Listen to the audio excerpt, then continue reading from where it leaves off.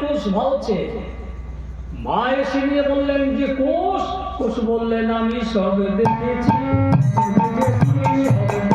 আমি সব দেখেছি, সব দেখেছি।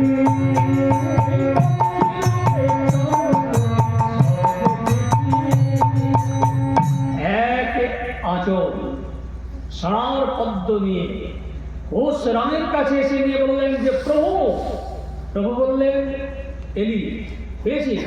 হ্যাঁ, প্রভু বললেন পেয়েছি। প্রভু বললেন কটা আছে?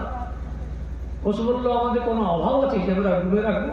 এখানে ওখানে 2-4 হাজার আমাদের পড়েই থাকে, সোনার পদ্মের আবার অভাব কি থাকে? ধরুন, আর আপনি আমাদেরকে পিতা করবেন। নীরব নিস্তব্ধে সকল বসলো সারি সারি। মধ্যস্থলে বসলেন অযোধ্যা অধিপতি রাম। লবকুশ রামের হাতে পদ্ম দিচ্ছে, আর রাম পিতা পিতা বলে, পিতা পিতা বলে, পিতা পিতা বলে, পিতা পিতা বলে। আর পদ্ম দিচ্ছে, আর প্রভু পিতা পিতা পিতা বলে যাচ্ছে। হনুমান এসে নিয়ে বললেন যে প্রভু, এখানে আমিও একটা কথা বলবই। প্রভু বললেন তুমি আবার কি বলবে? হনুমান বললেন একটা কথা আমাকে বলতেই হবে, শুনুন। লবকুশ তো আপনাকে সোনার পদ্ম দিচ্ছে, আপনি তো পিতা পিতা বলে ডাকছেন। আমি ওদের দাদা, ওরা আমার ছোট্ট ভাই। আমি একটা সোনার পদ্ম আপনাকে দিব, আর আপনি আমাকে একবার জেঠা বলে ডাকবেন। জেঠা বলে ডাকে,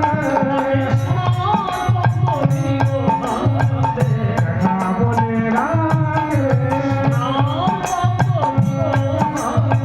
জেঠা বলে ডাকে। আমার ছোট্ট ভাই, ওদের দিকে আপনি পিতা বলছেন, আমিও সোনার পদ্ম দিব, আমাকে একবার জেঠা বলে ডাকি। প্রভু বললেন চলে চলে।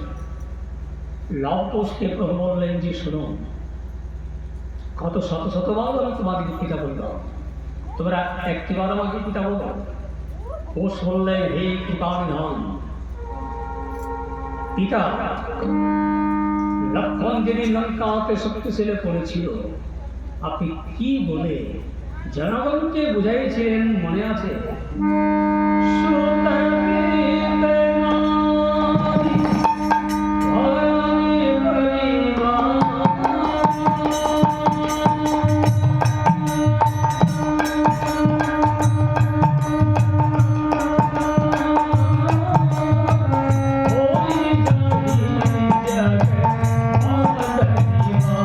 सीताराम सीताराम सीताराम जय जय राम।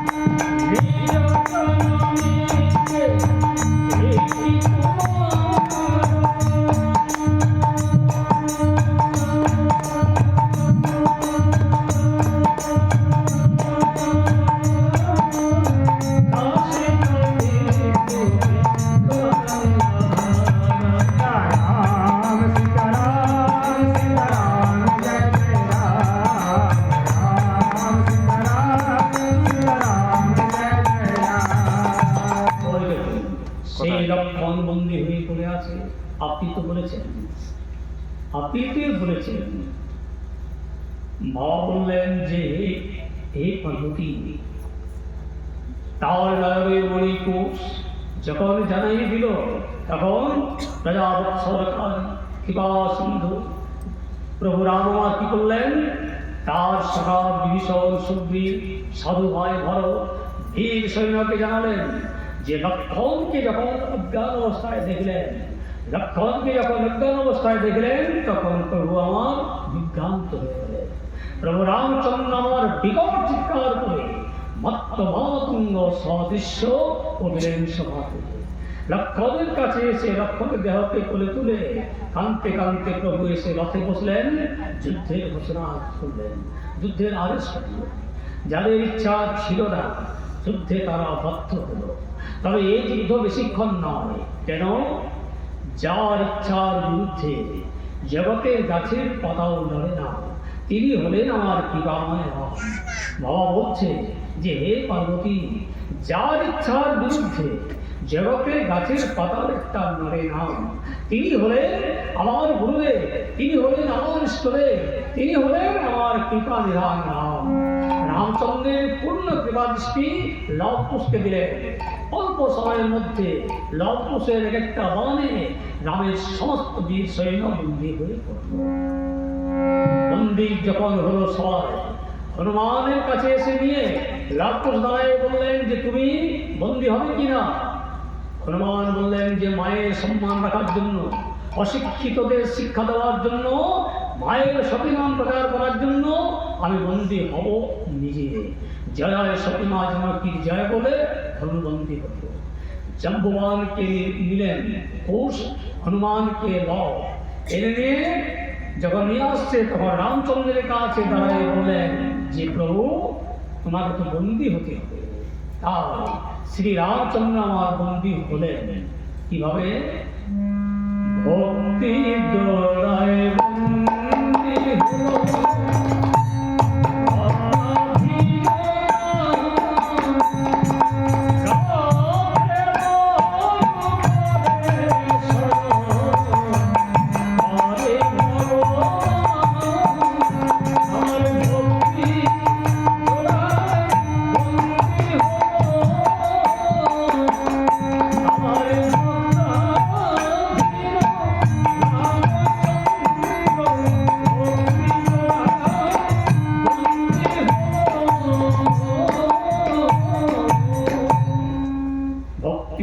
বন্দী হলেন ভক্তাধীন ভগবান রাম।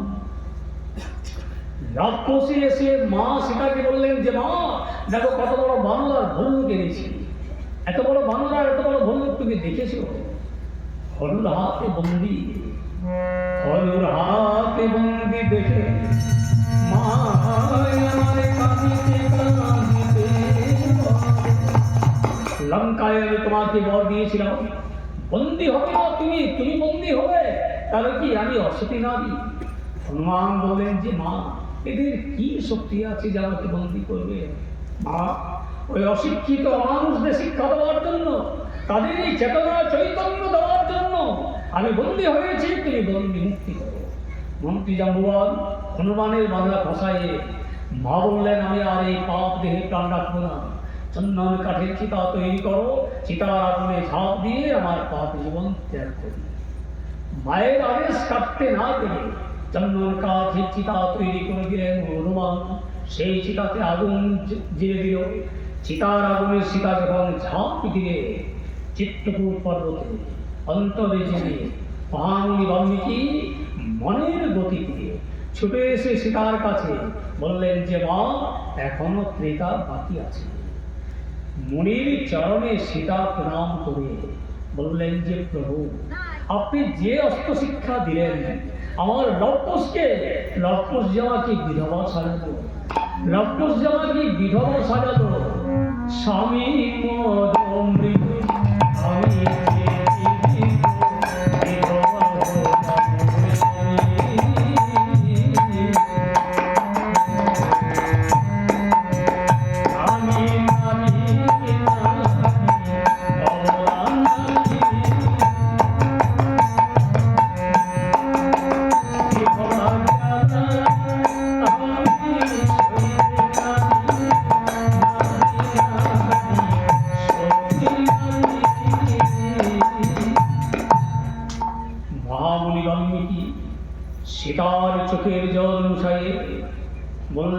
মা,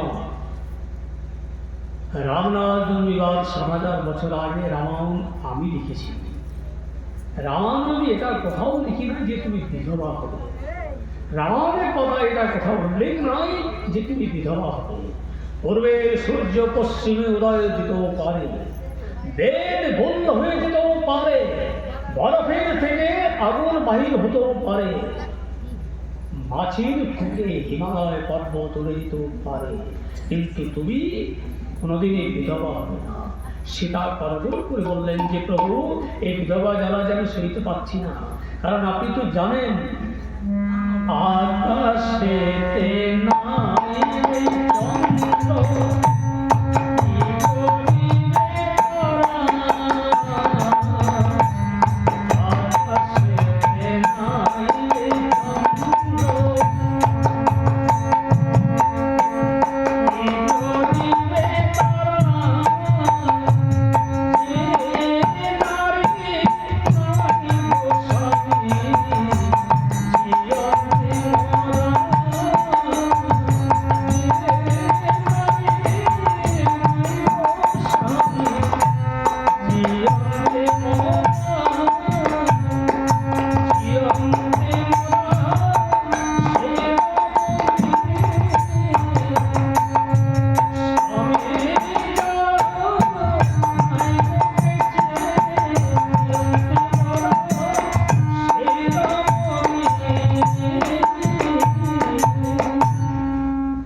মহামুনি বাল্মীকি বললেন যে মা শোনো, এই যে তোমার দুঃখ, এই যে তোমার দেখা বেদনা, এটা রাম তোমাকে দেয়নি। মা, তুমি রামের উপরে অভিমান করো না, রামকে অভিমান করে রামকে অভিশাপ করো না। মা, রামকে অভিমান করে, রামের উপরে অভিমান করে তুমি রামকে আমার অভিশাপ দিও না।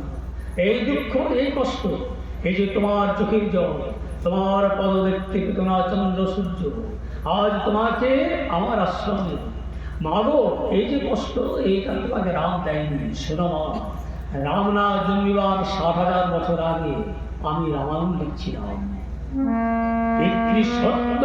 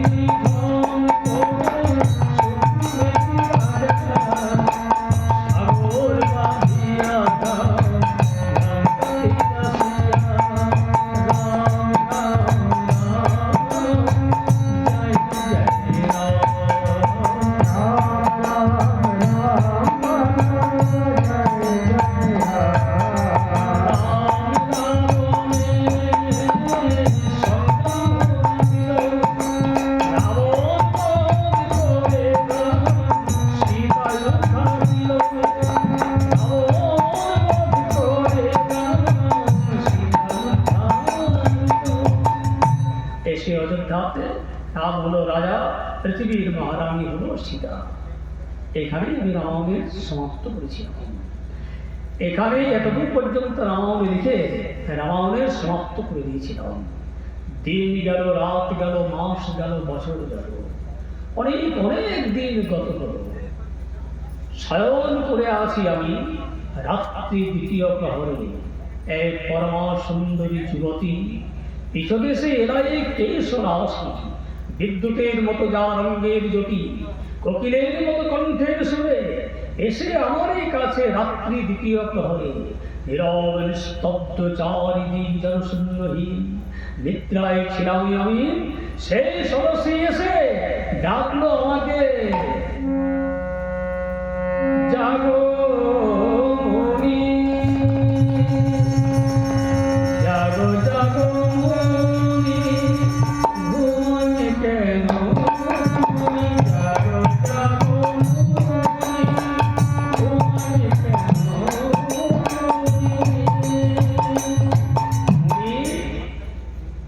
যখন কোকিলের মতো কণ্ঠের সুরে সে ডাকলো আমারে, চোখ মিলে মুনি দেখলো বিদ্যুতের মতো তার অঙ্গের জ্যোতি, পিঠদেশে আছে ঈশ্বর আছে, কোকিলের মতো তার কণ্ঠের সুর, তার অঙ্গ জ্যোতিতে চারিদিকে আলো হচ্ছে। মুনি দাঁড়িয়ে করজোড়ে বললেন, দেবী ও মা, তুমি কে? আমি তো নিদ্রায় ছিলাম, আমি নিদ্রায় ছিলাম, তুমি এসে আমাকে এভাবে ডাকলে, এভাবে জাগালে কেন? সে বললেন যে মুনি, আমি এসেছি তোমার কাছে। অসীম পরিশ্রম করে লোকশিক্ষার মহান গ্রন্থ রামায়ণ লিখেছ তুমি।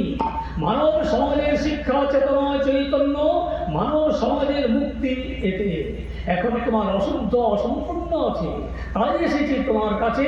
আবার তুমি লিখো, সীতারি বনবাসী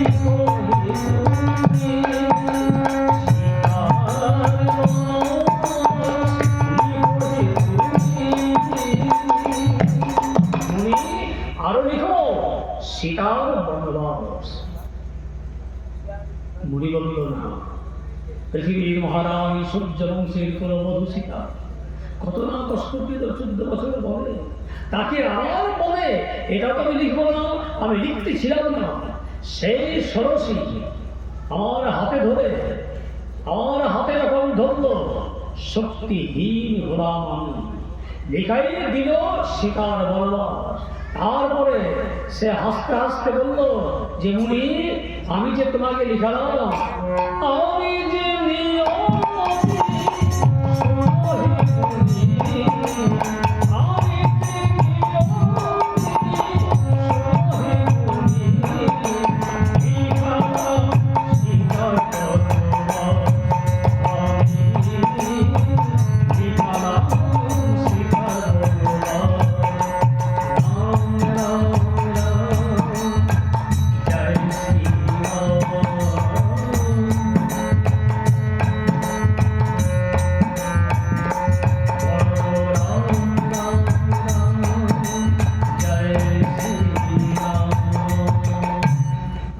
ছিলাম না, সে লিখালো। তারপরে সে বলল, আমি যে লিখালাম তোমাকে সীতার বনবাস, আমার নাম নিয়তি। যার ইচ্ছার বিরুদ্ধে, হে মুনি, যার ইচ্ছার বিরুদ্ধে জগতে একটা গাছের পাতা নড়ে না। তবে মুনি আমাকে, আমার কাছে এসে আমার চোখের জল মুছালে সে বলল যে মুনি, বড় দুঃখ পেলে, বড় আঘাত আমি তেরাও দিতে পারি। তুমি এতে কোনো মনে করো না, এতে তুমি কোনো মনে করো না। আজ যেমন তুমি কষ্ট পেলে, আজ যেমন তুমি দুঃখ পেলে, আজ যেমন তোমার চোখে জল, এমন একটা দিন আসবে সেদিন তুমি অট্টহাসিতে হাসবে। ও মা, আজ সেই দিন তো এলো আমার জীবনে। যদি নিয়তি না দেখাতো, রাম বনে দিত না। বনে যদি না দিত, তাহলে হাজার হাজার অশিক্ষিত মানুষদের কাছে তুমি অসতী থেকেই যেত। যেমন লিখে এসে রাম বনে দিয়েছে, যারাই তোমাকে অসতী বলেছে, আজ তারাই তোমাকে সতী বলবে। তাই এটাকে মনে নাই, আমি বাঁচাই দিচ্ছি। মৃত সঞ্জীবনী মন্ত্র জল মুনিবর পরিশন করালেন। মৃত সঞ্জীবনী মন্ত্র জল মুনি যখন পরিশন করাই দিলেন, সসৈন্যে চেতন পেয়ে রাম, ভরত, লক্ষ্মণ, শত্রুঘ্ন সকল উঠলেন। সবার মধ্যস্থলে মহামুনি বাল্মীকি লবকুশকে নিয়ে এসে রামের চরণে প্রণাম করাই বললেন যে রাম, এই ছেলেটা তোমার নাম রেখেছি লবকুশ। বেদ, শাস্ত্র, উপনিষদ, কন্যা, রাজনীতি, অস্ত্রনীতি, ধ্যান, যাগ, যজ্ঞ, ক্রিয়া, সঙ্গীত, সকল বিদ্যাতে এরা হয়েছে নিপুণ। যজ্ঞ হল তোমার সম্পূর্ণ, আমার মনের আশা পূর্ণ করো। জয় জয় সতী মা জানকীর জয় বলে মনের আনন্দে সকল ডাকছে। আর লিখে কবি মধুর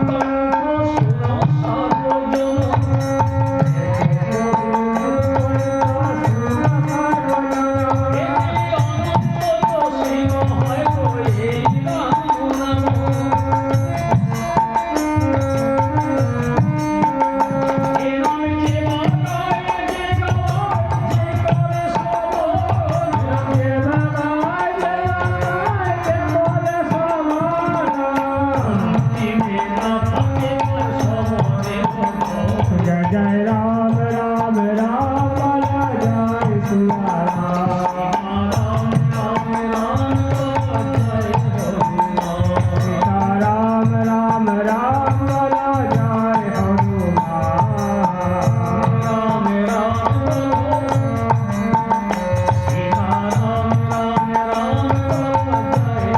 सीता राम राम राम बोला जाए हनुमान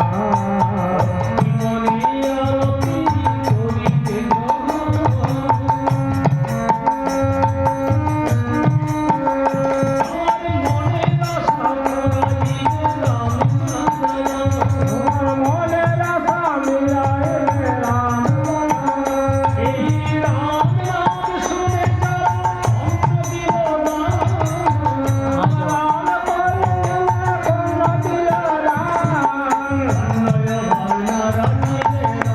जय जय राम राम राम बोला जाए सीता राम राम सुने जाए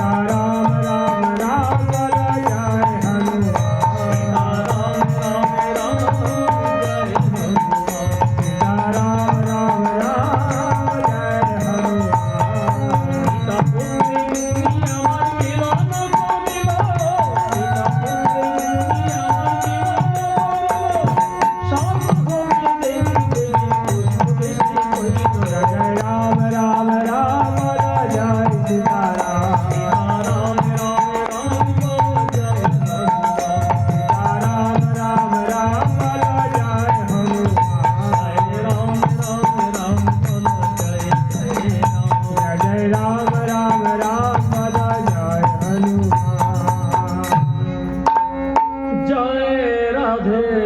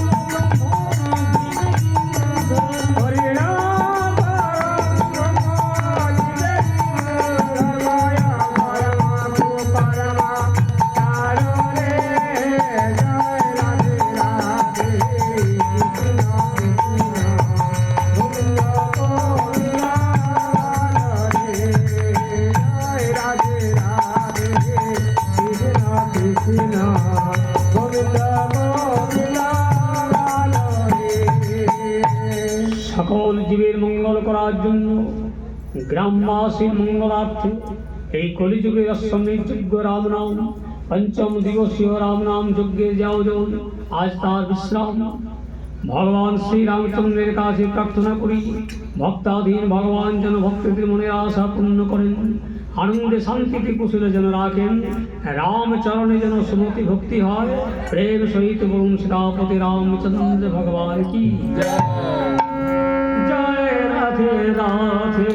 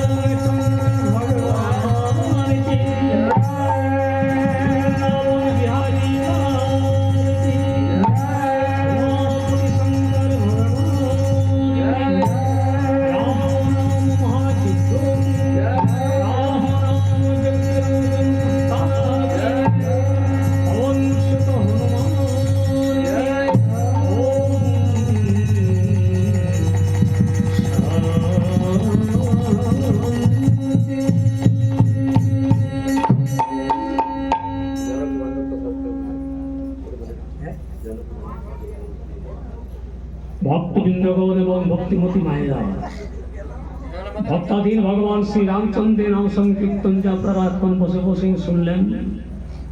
জানকী ভান্ডারে প্রসাদের ব্যবস্থা আছে, প্রসাদ নিয়ে সকলেই যাবেন। জানকী মাতার ভান্ডারে যে প্রসাদের ব্যবস্থা রয়েছে প্রসাদ নিয়ে তা যাবেন। শ্যামরে রামচন্দ্র ভগবান